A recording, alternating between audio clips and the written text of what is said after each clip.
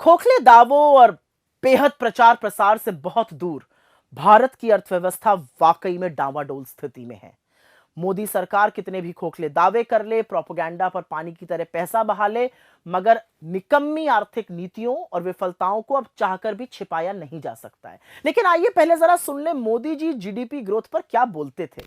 साथियों, 7%, 8% की विकास दर से आगे बढ़कर हमें डबल डिजिट की विकास दर प्राप्त करने के लक्ष्य पर काम करना समय की मांग है। तो सुना आपने, डबल डिजिट तो बड़े दूर की बात है, इनकी सरकार के खुद के आंकड़े ही बता रहे हैं कि इस साल मतलब 2024-25 में जीडीपी ग्रोथ मात्र 6.4% की होने वाली है, जो ना सिर्फ 4 साल में सबसे कम है बल्कि कोरोना महामारी के बाद की सबसे निचली ग्रोथ रेट रहेगी। यह आंकड़ा एनएसओ ने जारी किया है। हर बार वो अग्रिम अनुमान जारी करते हैं बजट के पहले। इससे लेकिन कुछ गंभीर सवाल उठते हैं, क्योंकि इसका लोगों पर क्या कहर बरपेगा।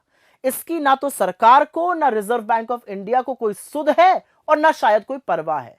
आप सोचिए कि नवंबर 2024 की शुरुआत तक आरबीआई जो था वो 7.5% की जीडीपी ग्रोथ रेट का अनुमान लगाकर बैठा था और सरकार को यह आशा थी कि जीडीपी ग्रोथ रेट आएगा 7.2% पे। अब अनुमान 6.4% पर हो गया है।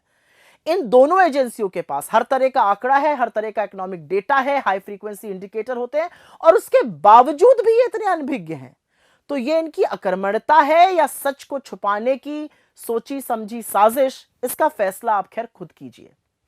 सरकार के मंत्री और सत्तारूढ़ बीजेपी के जो पदाधिकारी हैं वो विशेषज्ञों को, इकोनॉमिस्ट्स पर खूब कटाक्ष कसते हैं और जितनी मर्जी हो कटाक्ष कसिए, लेकिन असलियत यह है कि इस सरकार ने देश के लोगों को कम ग्रोथ और कमर तोड़ महंगाई से जूझने को मजबूर किया है।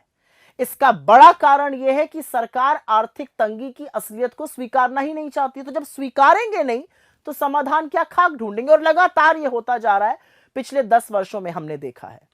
खपत की बात करते हैं, मतलब उपभोग, मतलब कंजम्पशन, जीडीपी का 2/3 हिस्सा है। इसलिए जब इसमें कमी होती है तो चिंताजनक स्थिति बनती है। और ये भी दिखाता है कि मध्यम वर्ग पे और गरीब पर कम ग्रोथ का क्या प्रभाव होता है। डेटा साबित करता है कि लोग आज भोजन और शिक्षा जैसी आवश्यक वस्तुओं पर कम खर्च कर रहे हैं। जो प्राइवेट कंजम्पशन पर खर्च की ग्रोथ होती है वो पिछली तिमाही में 7.4% थी, अब घटकर 6% रह गई है। एफएमसीजी कंपनियां, वही कंपनियां जो साबुन, तेल, शैम्पू वगैरह बनाती हैं, उन्होंने ये बड़ा खुलासा किया है कि अब छोटे छोटे पैकेज की जो मांग है वो ज्यादा हो रही है। तो यह स्पष्ट करता है कि लोगों के पास जरूरी सामान खरीदने के लिए भी उपयुक्त पैसा नहीं है। मैन्युफैक्चरिंग, जहां पर बहुत सारी नौकरियां बन सकती हैं और जहां पर फोकस होना चाहिए सरकार का, पिछले वित्तीय वर्ष में कोई 9% से ज्यादा की ग्रोथ थी, इस बार घटकर 5.3% रह गई है। माइनिंग, जहां पर ग्रोथ 7.1% थी, वो घटकर महज 2.9 पर रह गई है। निर्यात मतलब एक्सपोर्ट, उसमें भी गिरावट जारी है। तो ये सब देखते हुए निवेश मतलब इन्वेस्टमेंट बिल्कुल ठप पड़ा है। इसमें तो कोई आश्चर्य होना ही नहीं चाहिए।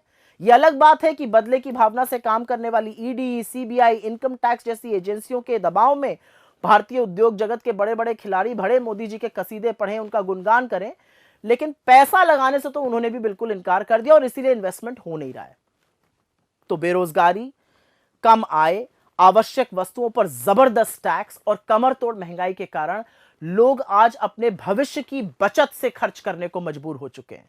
जो घरेलू बचत है वो 50 साल के सबसे निचले स्तर पर है। यही नहीं, आज जीवन जीने के लिए लोग जेवर गिरवी रखने को मजबूर हैं और ऐसा करने वालों की संख्या में 50% की बढ़ोतरी हुई है।